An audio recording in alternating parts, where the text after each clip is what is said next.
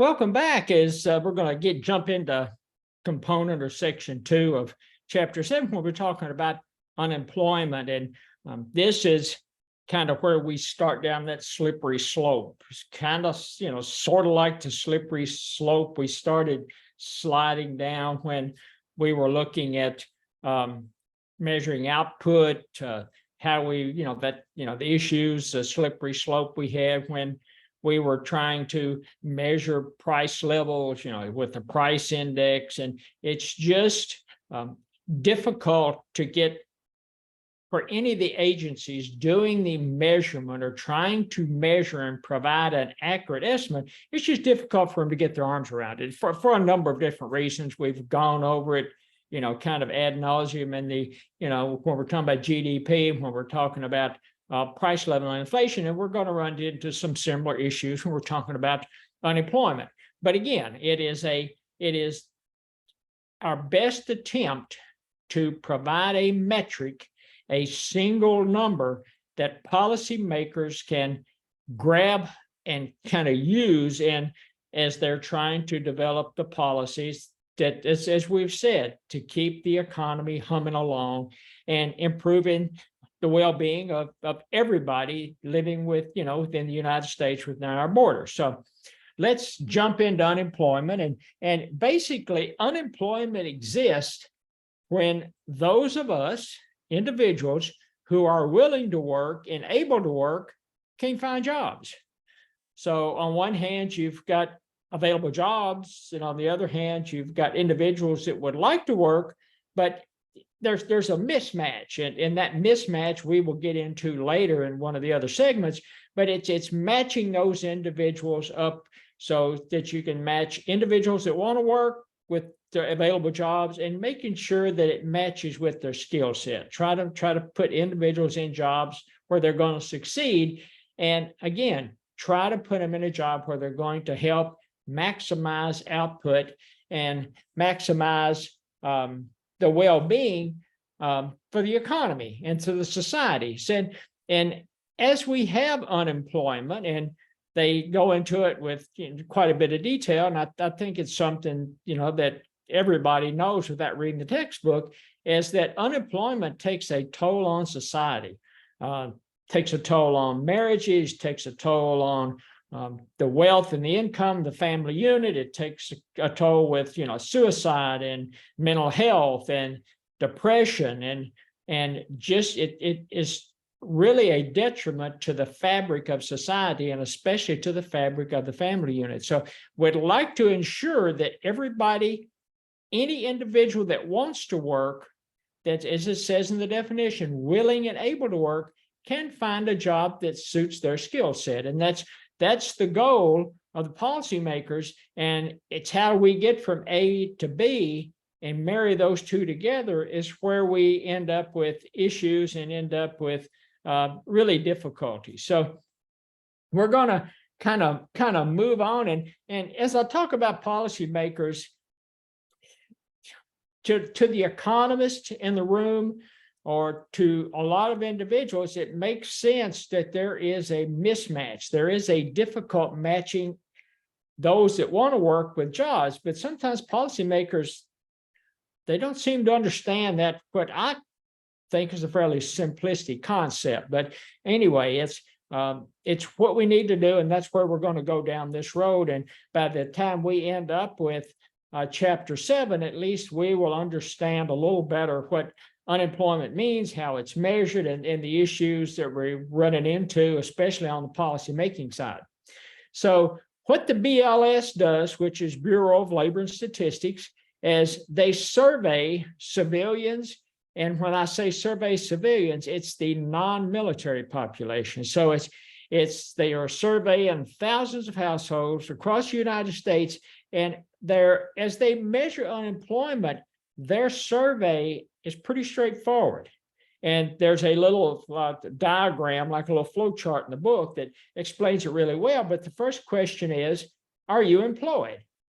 And when they say, are you employed, they ask you, do you have a job, or are you self-employed? And if the answer is yes, then you're tick marked as employed. If the answer is no, then you go to the next decision tree. And it says, if you're unemployed or you're not employed, if it said it applies unemployed, do you have, if you don't have a job, but is it available for work and has taken active steps in the last 4 weeks to try to find work? And so that answer is either yes or no. If it's yes, it stops, like it stopped when if you answered yes, you're employed. And it goes on to the third question. And that is, are you in the labor force? And so if you answer, no, that you're not in the labor force, then that's the survey. So you've got employed, you've got unemployed. Unemployed, you do want to work and you've tried to find work in the last 4 weeks, or you're not in the workforce for a variety of different reasons. And we'll get into a few of those in a minute. So the labor force consists of employed individuals and unemployed individuals. And that comprises the labor force in the United States. And then the labor force participation rate, and it's the acronym is LFPR. If you're into acronyms, really like acronyms, it's the labor force divided by the adult population. That's one that you typically don't hear a lot about, mostly, especially in the financial pages of the Wall Street Journal and the financial talking heads on TV. They're mostly concerned with the unemployment rate, and we'll get into that a little later. And the unemployment rate is basically U, which stands for unemployment, and that's those individuals that are unemployed, but they've been trying to find employment, at least actively seeking it in the last 4 weeks, divided by the labor force. And remember, the labor force is employed plus unemployed. And if you rearrange terms, that ends up with U divided by E plus U. And that's a ratio of people willing to work, but they aren't for whatever reason, can't find a job, can't get it matched. They have transportation issues. They have regional issues. They can't, readily pick up and move. So, and we'll get into some of those issues as we go on through the chapter, but it's, that is the unemployment rate. And that's the rate that you normally hear on TV and you normally read in the Wall Street Journal or any of the other economic or financial documents that you read maybe on a daily basis. And if you're not in if you're not in the unemployed bucket, they ask, people are concerned as why you're not in the unemployment bucket. And it could be you just don't want to work. Maybe you've got some kind of welfare subsidy, or maybe you're on unemployment, and unemployment may last up to maybe 18 months. I can't remember. I think it varies by state. And if you're drawing that paycheck, you may decide, hey, I'll just draw my paycheck. I'll set it home because I can be financially better off. I have more disposable income by taking unemployment benefits and just not worried about seeking a job, even though you're supposed to maintain those benefits. And they just sit at home, decide they don't want to work. Then you have those individuals don't have to work. Independently wealthy. Maybe they've been a two family income household or two spouse income family household. And all of a sudden, one spouse gets a much higher paying, a much better job. And the other spouse says, hey, I'm just going to hang out at home. I'm going to take care of the kids. I'm going to do a little homeschooling. Going to be, going to be June Cleaver and, be a housewife. And so there's another type of individual that, they just don't have to work, financially independent. They don't have to for a lot of different reasons. And then you have those that, kind of disenfranchised, they get discouraged and they just quit looking, kind of like the individuals on, if there's some welfare subsidies that they can take advantage of, or maybe somebody's willing to support them, they just quit working, but for whatever reason. And then lastly, you have these individuals that, and I think the book touches on it, and I think we'll get into a little later, that may not be as forthcoming with the information when the BLS provides or does their surveys. So there may be kind of this underground market, individuals that are doing something nefarious, and when they say, "Are you employed?" they say, "Nope, not employed." And have you been looking for a job? The last 4 weeks, actively, no, not actively looking for a job. And so they fall into that category of they're not in the labor force, and they do it for a lot of different reasons. As we talked about in chapter 6, where we were talking about the shoe leather effect of price increase and issues, you have individuals, and I think the authors talk about it. Individuals, for the most part, will do everything they can to keep from assuming a tax burden, personal income tax, property tax, whatever kind of tax. They were talking about an inflation tax at that point, but again, it's a tax, and individuals, it's human nature to try to keep from paying taxes because it's a drain on your income, a drain on especially your disposable income, so you don't want to pay taxes. And so you've got these individuals that withhold information.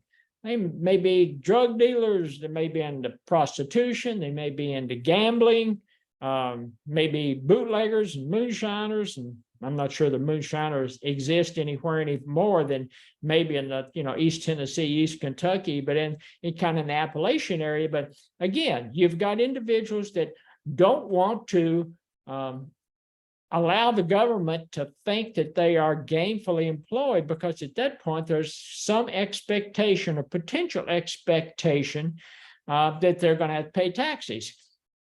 And so you've got this kind of nefarious bunch that are not raising their hand and say, yeah, hey, we're employed, we're just doing something we shouldn't do that's illegal.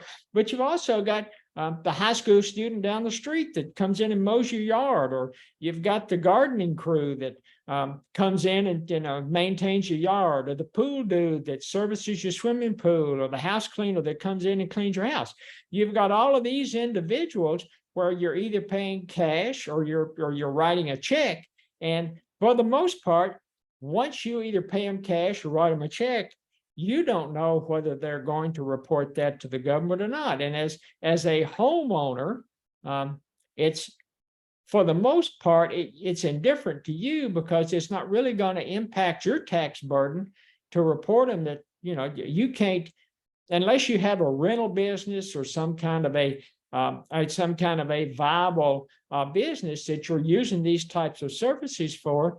It's probably not going to be a deduction on your taxes. So you're just paying them. They want cash, you pay them cash. If they want check, you pay them a check. And then at that point, this group in the underground, they're not going to show up in the unemployment rate. And so, yes, they're working, and yes, they are drawing an income. And if they reported it accurately, it would actually bring the unemployment rate down, because it's going to make that labor force, the denominator of the unemployment rate, it's going to drive it up, because they're going to fall into this employed sector. And so it's going to drive that and actually bring down the unemployment rate. So unemployment rate, when you hear it on the TV, it's kind of like the CPI. The CPI, it overestimates inflation to a certain percentage point. I'm not sure anybody really knows what that is, but it does overestimate inflation to a certain extent. And unemployment's going to actually overestimate the unemployment rate for any given economy, or for any given nation in general. And some nations is going to impact a lot worse than others. So, and the last thing we want to talk about before we get into some more of the kind of get into the weeds of unemployment, it's counter-cyclical. So if you think about it, if the economy's booming and it's in an expansion mode, remember we talked about the expansion, your expansion's coming up on that business cycle, it hits the peak, it starts down on a recession, hits the trough, starts coming back up to the peak.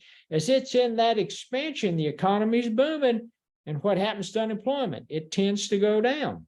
As it hits that peak and starts down on the kind of that, maybe the downturn, let's not call it a recession, but on the downturn or starts to slow down, then unemployment starts to ratchet up. It hits that trough and then it starts the expansion again. So it's, it's counter-cyclical to the economy. So economy's going up, unemployment rates falling.